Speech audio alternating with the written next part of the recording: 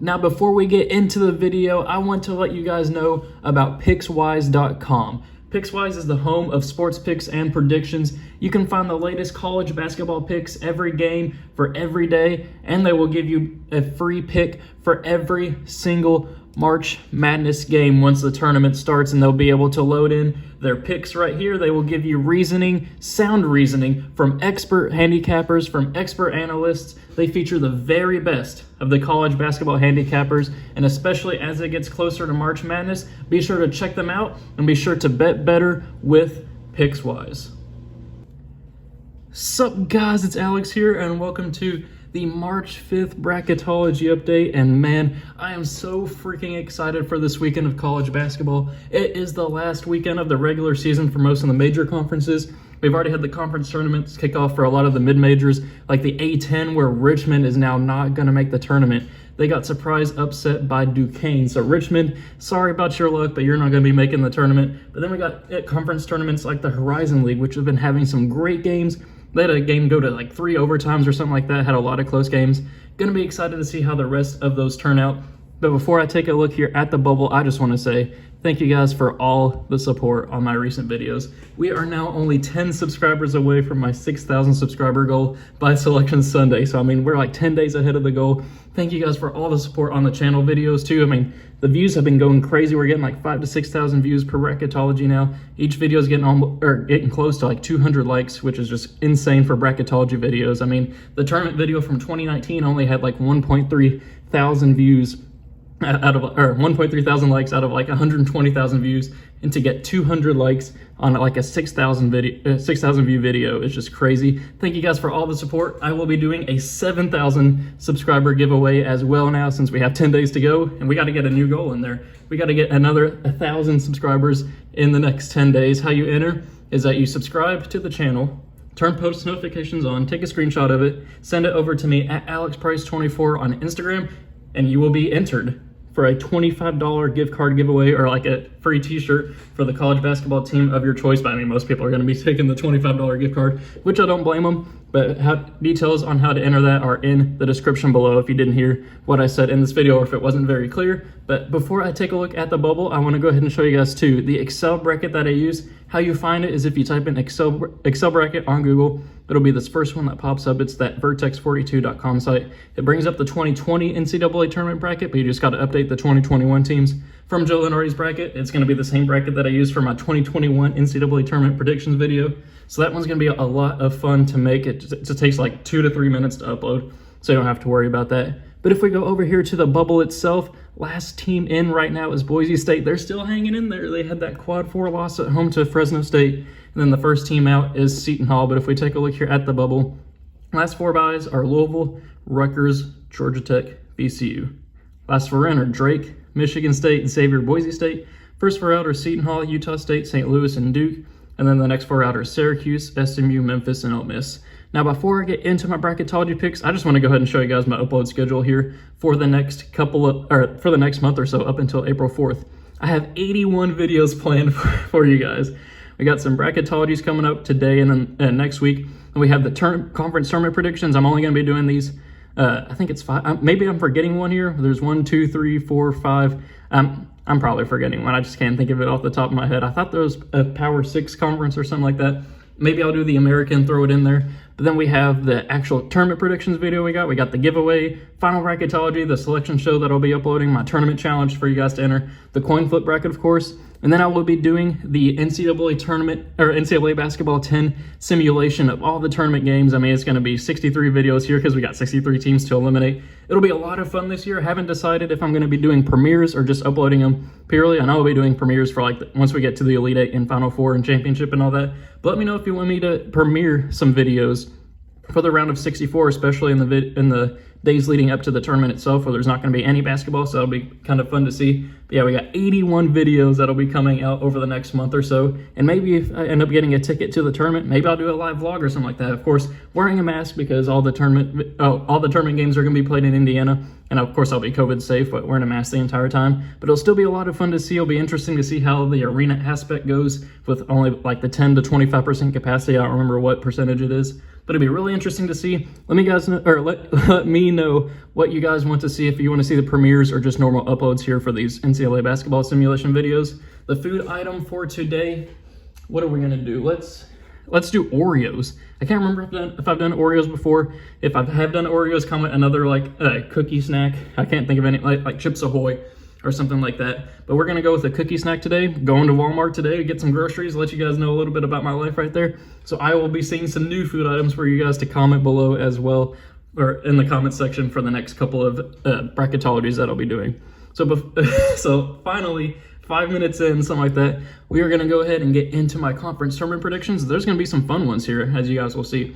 Up first, we'll go ahead and fill out Region 1. Gonzaga is going to beat the winner of NC-A&T and Wagner, obviously. Maryland, I think, will be able to pull off the 9 over at upset. I know Maryland did just lose to Northwestern either last night or Wednesday night, but either way, I think Maryland would get the job done there. Then I'm going to go with Virginia here being the winner of Xavier and Boise State. Don't really like either of those two teams to pull off the upset there against Virginia. Then I am going to go with Texas here beating UC Santa Barbara. I know in my last couple of bracketologies that I've done, I have gone with UC Santa Barbara upsetting Texas there, but Texas looked really impressive on the road in that Red River rivalry game against Oklahoma last night where they got the 4-point road dub. So Texas, I mean, they're looking pretty good. So then we're going to go with Georgia Tech pulling off the 11 over 6 there. I'm just out on Wisconsin. Maybe that'll come back to bite me in the NCAA tournament itself. Maybe they go on a run. Maybe they go on a run in the Big Ten tournament and win that whole thing. But as of right now, I'm just out on Wisconsin. Then we're going to go with West Virginia here, moving on past Grand Canyon. Tennessee, I think, can beat North Carolina, and then Houston will beat Southern Utah.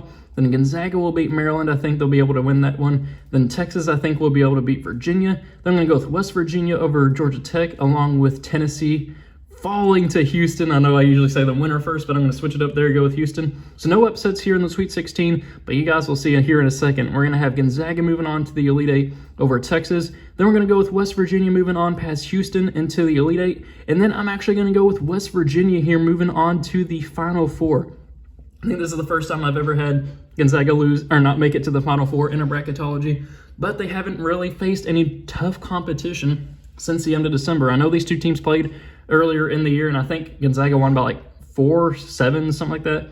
Either way, but I think West Virginia is a lot better now. Gonzaga hasn't really been tested. I know that's not really a knock on them because they've been destroying their conference. I mean, they're undefeated for a reason, but I think that West Virginia can get the job done. They really impressed me in the game. Though it was a loss to Baylor, they looked really impressive. I think West Virginia could get the job done there, and it's an easy way to not have a #1 seed in the Final Four. Also, another point I want to mention, since 2000, the year 2000, when Michigan State won it, there has only been one team that has won the national championship that wasn't in the Eastern time zone, which obviously Gonzaga is not in the Eastern time zone because they're all the way on the West Coast.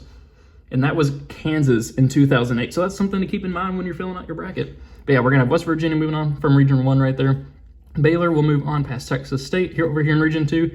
LSU, I think, can pull off another 9 over 8 over Oregon. I love Western Kentucky there, but I love Texas Tech even more. Got to go with Texas Tech and then Purdue over Winthrop. Then I'm going to go with USC moving on past Colorado State, though I think that would be a great matchup right there, Colorado State and USC. Then Villanova, though they did just lose Colin Gillespie, which, I mean, prayers up for Gillespie. He's out for the season. Never want to see that, especially out of a top-tier player like him. But Villanova, I do think we'll be able to move on to the second round there.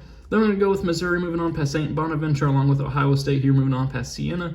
Then I'm going to go with Baylor moving to the Sweet 16 over LSU. Texas Tech, I do love. You guys, I mean, if you've been watching these recent videos, you guys know that I love Texas Tech. I think they can move on there to the Sweet 16. Then I'm going to go with USC pulling off the 6 over 3 upset just because Colin Gillespie's out and USC has the #2 pick in the draft in Evan Mobley. I think Villanova can get the job done there, but I'm just worried about how they'll be looking without Gillespie leading the charge.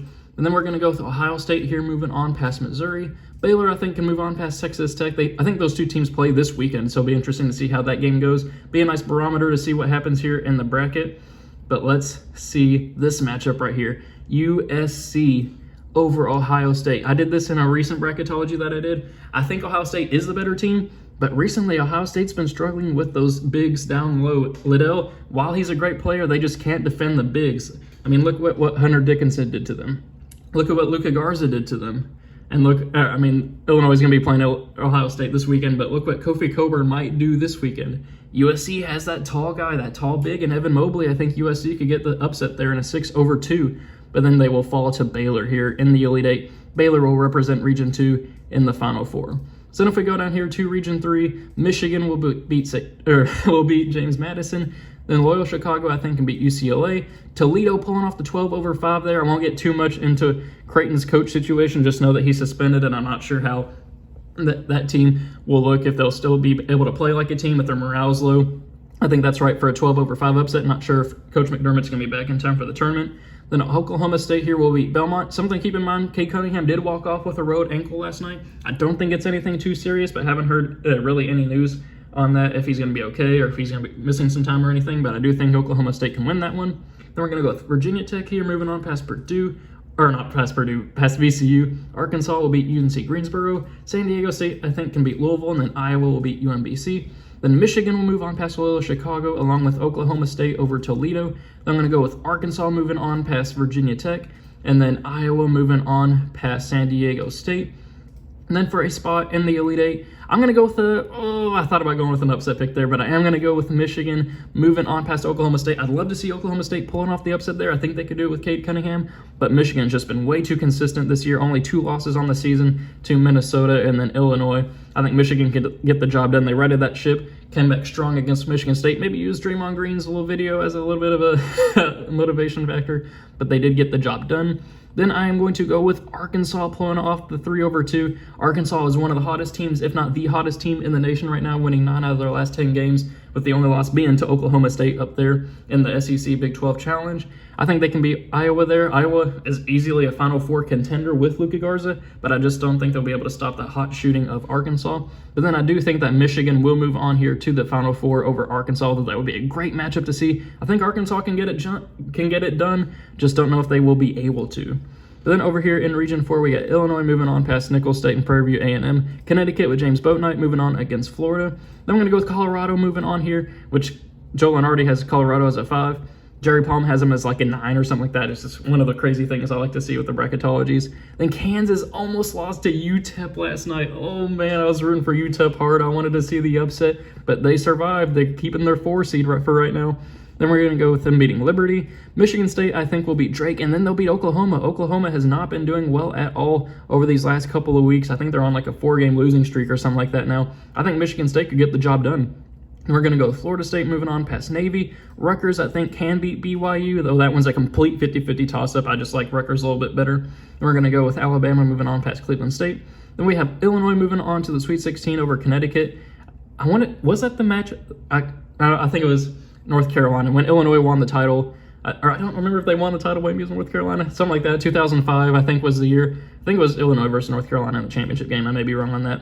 Then we're going to go with Kansas moving on past Colorado there. Then we're going to go with Florida State over Michigan State, which I said would be Drake. And then Alabama moving on past Rutgers. Then we're going to have Illinois in the Elite Eight beating Kansas, along with Florida State, who I think can beat Alabama. So we're going to have three number 3 seeds in the Elite Eight with West Virginia, Arkansas, and Florida State over here, which means we know 2 seeds because we had USC beating Ohio State as well. But then we're going to have Illinois moving on past Florida State. Their performances against Michigan and Wisconsin without Ayo Dosunmu just gives me tons of confidence, and I didn't have them in my bracketology on Wednesday, and I regret that in the Final Four. I think they can make it there, which sets up West Virginia and Illinois here in the Final Four. I think Illinois will get the job done there. I just love that team so much right now. And West Virginia making it to the Final Four, that is a huge tip of the cap to them. You guys know, not the biggest fan of West Virginia as a college basketball team, but, I mean, they looked really impressive this year. I have them in the Final Four, beating Gonzaga, who's undefeated for a reason this year. Then we're going to go with Michigan beating Baylor. That would be a fantastic matchup to watch right there. I'd really love to see that. With Illinois and Michigan, Big Ten getting their first national championship since 2000, and I think both these 2 teams are not in the Eastern time zone, so maybe we'll have our second non-Eastern time zone champion. These 2 teams played this past weekend. Illinois destroyed Michigan without Dosunmu. Have no reason to think otherwise with Dosunmu back. I got Illinois winning the national championship right now, so maybe that's a bit of a hot take, but I've loved them all season. I've been on their bandwagon the entire year, but I mean, they've proven me right. So there we have it. Those are my predictions for the NCAA tournament with Joe Lunardi's March 5th edition of the Bracketology. Let me know what you guys think of my picks. Let me know your own picks in the comment section below, and I will see you all later.